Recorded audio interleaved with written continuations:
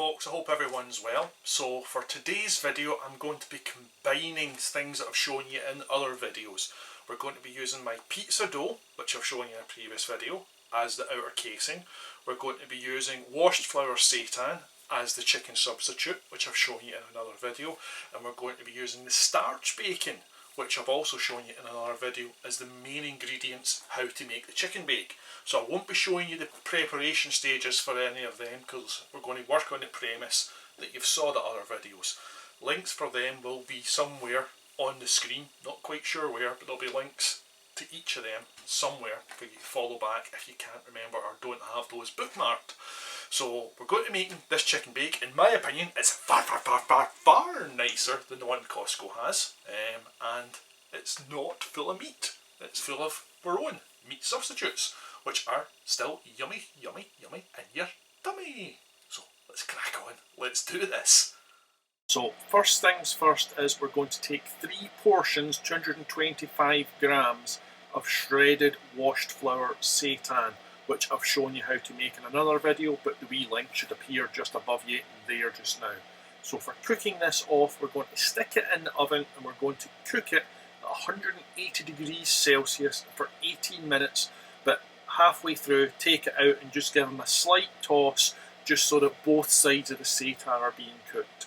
It gives a nicer, crispier mouthfeel in the bake if you give it this cook off first.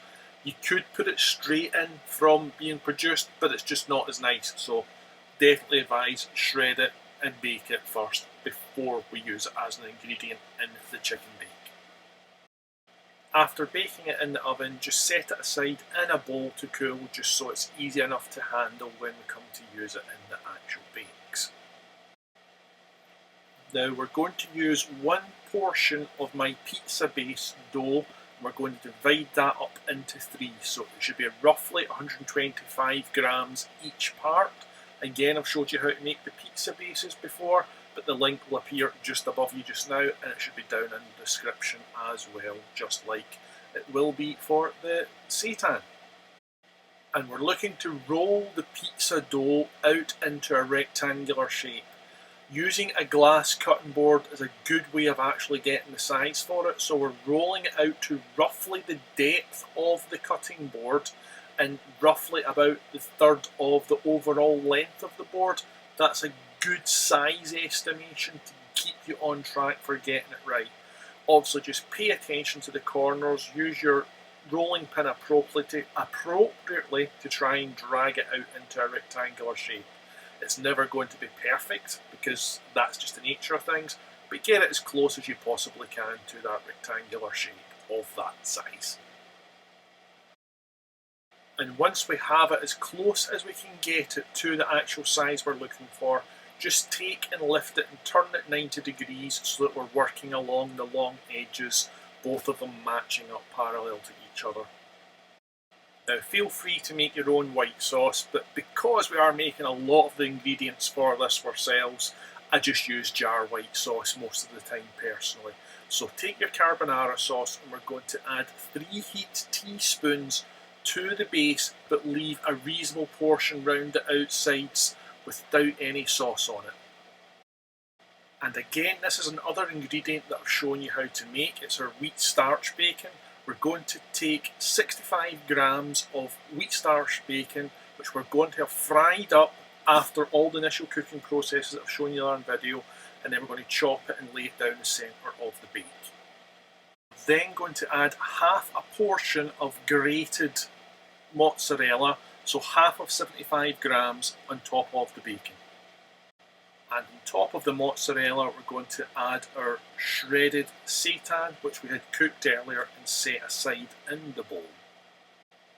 And follow that up with the last of our portion of shredded mozzarella cheese. And now we want to take our furthest away edge and pull that over towards our closest edge, stretching it over to cover the toppings. We then take and we stretch our closest edge all the way past over to the far side of the dough. Once folded over and none of the toppings are exposed, we're going to take and we're going to pinch the ends and press down on our top surfaces just to help seal them. Just little squeezes, be gentle, we don't want to rip anything. And then using a baguette board or some other similar long flat object, we're going to very gently transport the bake onto the board or our transport object. We don't want to rip it, so just nice smooth movements, transport a little bit on at a time. We're going to then slide this onto a silicone lined baking tray. And now that our first bake is almost complete, we can press on and get our other two bakes up to the same stage. So just repeat the process and then transfer them onto the silicone lined tray in readiness for the final steps. And now that all three bakes are ready and are sitting on our silicone lined tray, we're going to take and we're going to add another 3 heaped teaspoonfuls of the carbonara sauce to each of the bakes. So just drizzle it along so you get the nice long thin sauce streaks that you see here. We don't want too much so it all runs off the side, so do be careful and aim for the centre with each teaspoon. And now we're looking to generously sprinkle across the sauce on each of the bakes a really good helping of Italian seasoning. So be quite generous with this. We need to leave some of that exposed because it's going to grab our cheese, but still be quite generous. Don't scrimp out on this stage. And lastly, using a Parmesan Style Cheese that's been really finely grated, again be very generous. We sprinkle a good heavy dose of the Parmesan Style Cheese across the top. So you're really camouflaging the fact that the herbs are there, but you're looking for a good generous helping. We're now looking to bake these in the oven for 17 minutes at 180 degrees Celsius. Now I thought I'd be clever here and I'll do you a wee time lapse of the bakes rising over the 18 minutes. Unfortunately, I also decided I was cooking some chips at the same time as this, and the shadow from the chips completely obscures the rise. You can almost see it happening, so I've left it in, but it's not the easiest thing to see. And once our 17 minutes are over, we're going to remove them from the oven in preparation for serving. So using a long turner or something similar to this sort of long turner spatula type idea, transfer them over to your plate to serve, or onto a chopping board if you're wanting to serve them halved. So there we have it. Seitan chicken from washed flour, starch bacon made from that same washed flour into a chicken bake, which in my humble opinion is far superior to the Costco one that inspired it. So, look at that. Cheese, chicken, bacon, yumminess.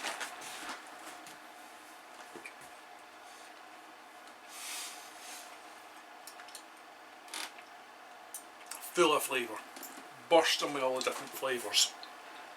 I really want to make this dish because it is gorgeous. I'm off to have dinner. Take care. Stay safe everyone. Bye bye.